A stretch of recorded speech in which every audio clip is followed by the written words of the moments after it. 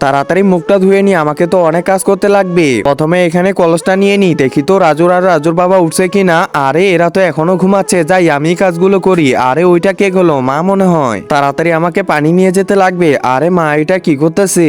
এই পানিটা এখানে রেখে দি, এখন তাড়াতাড়ি রাজুদের জন্য নাস্তা বানাইতে লাগবে। আরে মা দেখি নাস্তা বানাইতেছে। আরে কি ব্যাপার, কে আসলো? মাছওয়ালা দেখি, তাড়াতাড়ি মাছ নিতে যেতে লাগবে। আরে নাস্তাটা তো পুড়ে যাচ্ছে, ভাইয়া তাড়াতাড়ি মাছ দিয়ে দেন। এই তো মাছ নিয়ে নিলাম, এটা আমাকে উঠাতে লাগবে। আরে এ কি হয়ে গেল, পড়ে গেল দেখি।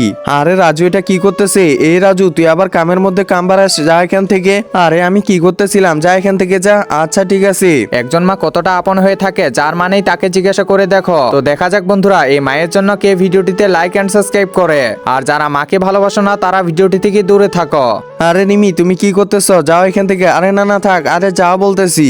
আচ্ছা ঠিক আছে, এখন বাকি কাজগুলো আমি করতেছি।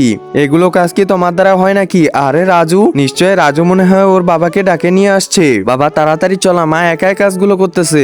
Thank you Raju.